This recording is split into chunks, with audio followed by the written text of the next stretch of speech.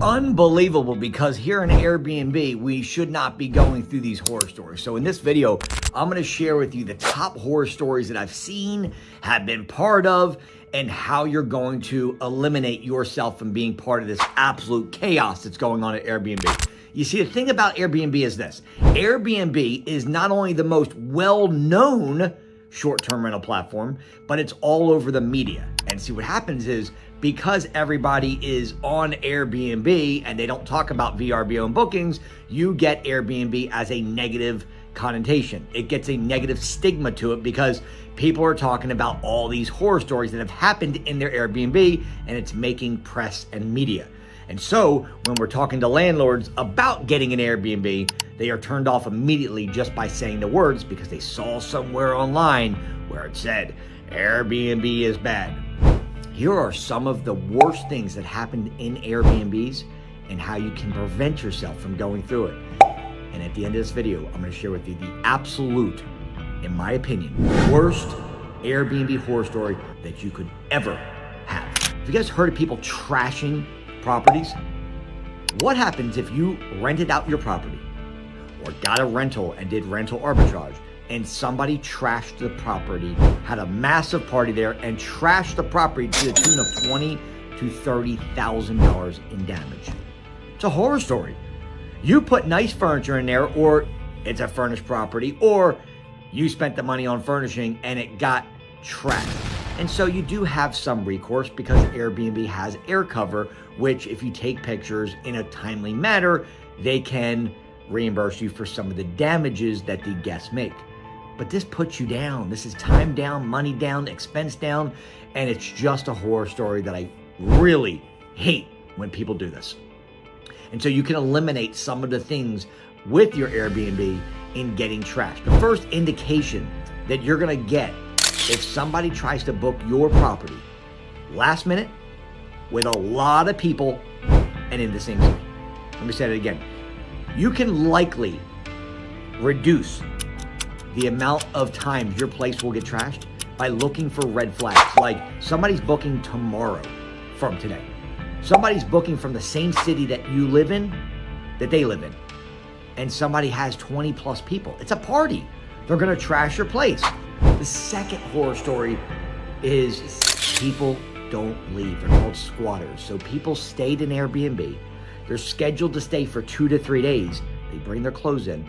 And now, because they brought their clothes in and put them in the closet, they could technically squat at your property and stay for months until you get an eviction process done. This is a horror story. This happens to a lot of people because they let them in for 2 days on a short-term rental and boom, somebody takes advantage of it and months to get them out and a lot of money. Horror story number 3 is, can you imagine being in your Airbnb and there's a stalker in the closet?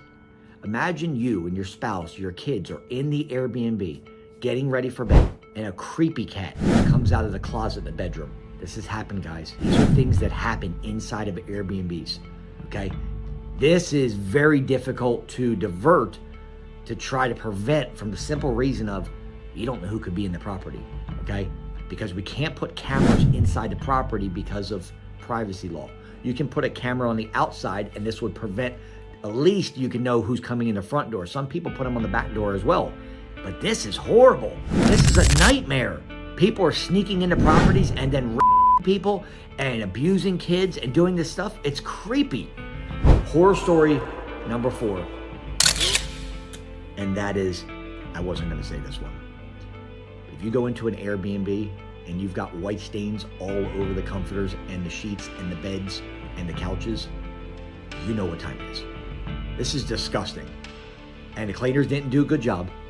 And they left it, and or people destroyed the property right before they left and left cum all over. Okay, it's a horror story. It's absolutely unacceptable and it's gross. It happens in hotels, but it's happening in Airbnbs now, okay?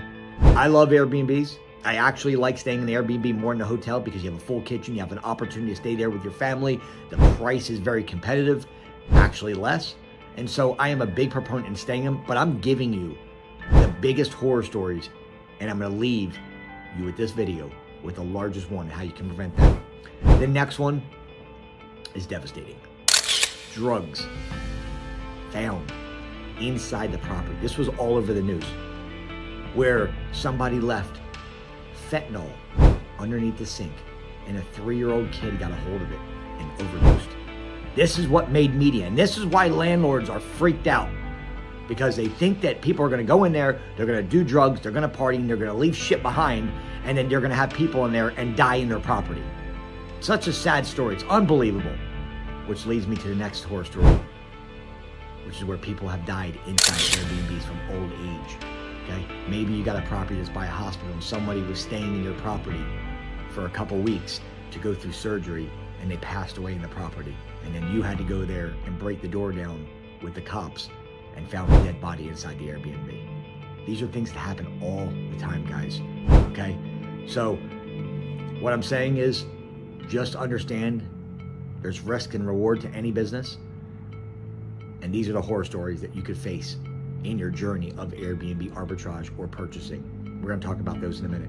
And lastly, one of the creepiest horror stories is that people are putting cameras in the bathrooms and bedrooms hidden. And voyeurism is happening where they're sneaking and taking pictures of men and women getting undressed and doing things in the room. Okay? This has to stop. Okay? So I hope that I can put this video out and maybe it helps enlighten some of you guys that are Airbnb hosts or thinking to get in the Airbnb. So at least you need to know what to look for and things to do to prevent yourself from being in a position like this of seeing these things. I'm going to tell you this. The biggest, in my opinion, horror story. Luckily, I haven't went through 99% of those. But I will tell you this. The biggest horror story in Airbnb, in my opinion, is getting a property and having nobody show up. So now you've purchased a property, you have it on Airbnb, or you've rented a property and you're doing Airbnb arbitrage, and your guests are not showing up. So now you're getting into business thinking, okay, great, we're gonna make money, we're gonna be able to pay our mortgage, we're gonna be able to pay our utilities, and then we're gonna have some leftover passive income. But that didn't happen, and it's really because of you. Because a lot of people that get into Airbnb really don't have any clue what they're doing, which is why the failure rate of Airbnb is over 80% in the first year. People don't know what they're doing. So in my opinion, a horror story would be to get properties and have no guest. What are you gonna do now? Sure, you can rent it out long term. That's an option.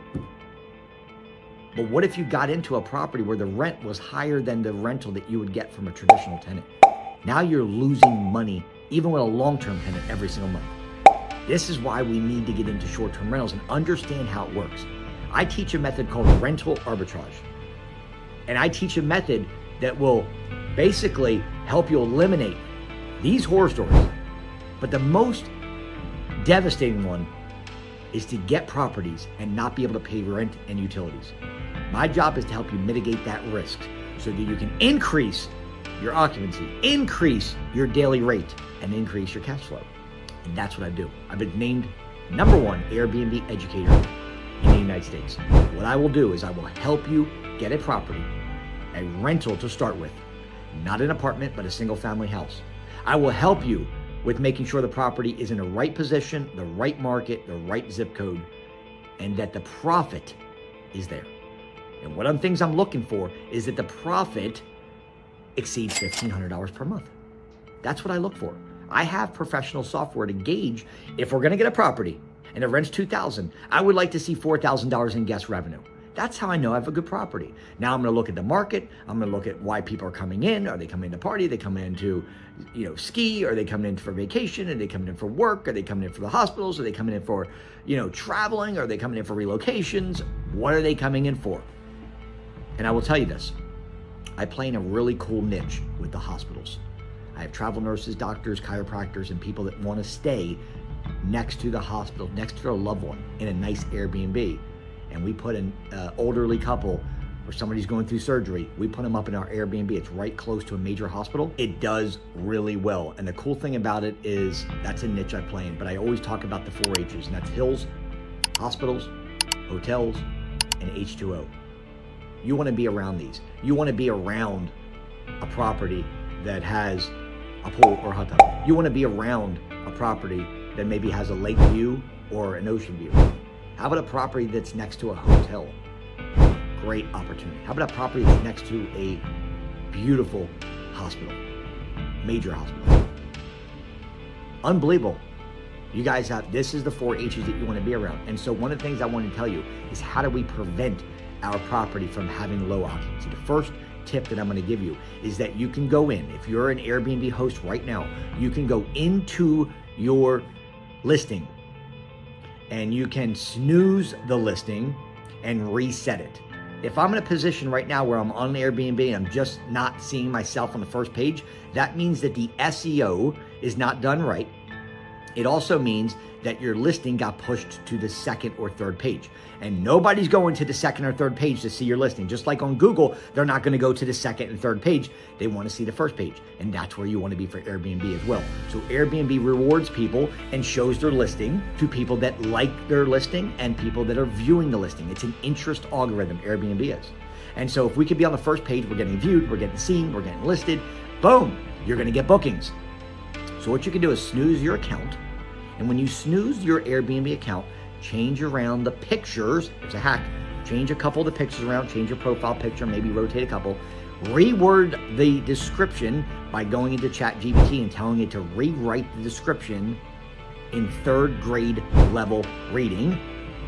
And if you can put the words view, ocean, ocean view, hot tub, king bed, king suite, breathtaking views, amazing, new, any of those keywords, you're likely to get more bookings. That's the SEO that you want to do. So you can check it in Airbnb and see how people are doing by just going into Airbnb and look at your competition, right? Go book something from somebody else's Airbnb and you'll be able to see what their occupancy is. You can see how much they're charging.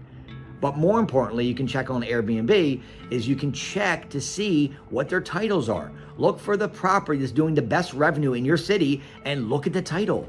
Look at the picture. How's the picture looking? If the picture is on their profile picture is standing out, look at what is different from everybody else and try to model and mimic and master what they are doing. Don't reinvent it. If you see a bunch of people have profile pictures of, the inside of their property, maybe try something different and maybe do the outside of the house. Or vice versa, right? So you want to stand out, but also model what they're doing in their title because the title is working. It's getting people's attention, okay? So that's one thing you can do. Snooze it, 24 hours, make those edits, and then repost it. And what happens is Airbnb sees it almost as a new listing, and it should jump you to the first page. It's a little hack. You'll thank me later on. Number 2 is called dynamic pricing. I'm going to leave you guys with this one. Dynamic pricing is by far the way to increase occupancy and drive more bookings to your Airbnb. And what that means is when you go to your pricing and availability calendar, what you want to do is you want to look to see what the prices are after today. For example, if today's the 19th of the month and you have like 2 or 3 days that are not booked, and then maybe on the 23rd you have a booking. Those days that are coming up, those next 3 days from today or whatever day you're looking at it, are called orphan days. They're very unlikely to get booked for the simple reason somebody would have to be looking for those days, only 3 days, and on that month. And Airbnb is going to show it to a lot less people because of the criteria that you're asking for. So what we want to do is we want to dramatically decrease the pricing to drive up the urgency for someone to book. So what I would do is this. Let's say that my normal pricing is, and you can use this for any pricing. Let's say my normal pricing is $200 per night, okay? And then tomorrow is not booked. The next day is not booked. And the following day is not booked, okay? And I know that tomorrow, the next day are still set at $200 price point. What I'm gonna do is tomorrow's date, I'm gonna remove 60% of the price. From the 200, I'm gonna remove it down to 60% of 12. So what's that, 6 times 2? That's 12. I'm gonna move it down to 80 bucks. I'm taking off 60% off my normal price for tomorrow. The next day, I'm gonna go 50%. It's gonna be at $100, or I like to do like 97, right? And the third day is gonna be 40%. And that would be basically 4 times 2, right? So take off 80 bucks, so you're at 120. 80, 100, whatever it was. So 80 100, and then 40% off on the third day. So what is it? 40%, so 4 times 2, that's $80, so $120. 80, 100, 120. That's what it would look like and what I would do to drive up the occupancy immediately. You've reset it, and now you went in and started doing some dynamic pricing to change it based on what is going on. Because the likelihood of that getting booked is very rare. And if you want to get it booked, you got to drop the prices down, okay? And maybe something 2 weeks out you don't want to touch, right? Because 2 weeks out, people can still book. What I really focus on is the next 4 days. And if I don't have bookings, I dramatically, the next day for tomorrow, it's going to be the highest percentage off. The next one's going to be a little bit less and a little bit less, okay? But that's what you want to do. And then snooze the listing. I said, you guys will increase your bookings. And I teach a method called Airbnb arbitrage, where we're not going to buy any property. You guys are just going to rent. I'm going to show you how to get your first property in 30 days or less by renting, getting a landlord's permission with a simple addendum that says we're not going to live in the property. You give us permission to put the property on Airbnb, vrbo, and bookings.com. And if anything happens with zoning or HOA during the process of our lease, you allow us to get out of the lease scot-free. Okay?